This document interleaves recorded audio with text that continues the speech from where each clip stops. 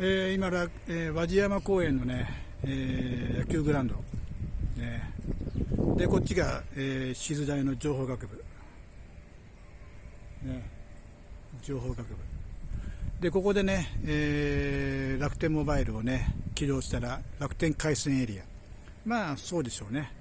こっちね、北側、もうこれはまだ中区なのかな。で、受信 9.0 の送信 6.9 といったところでね、まあそんなに速くないよね。 9.0 の 6.9 ってね、ちょっとそんなもんかよっていうような感じがするんだけどね、楽天回線エリアでね。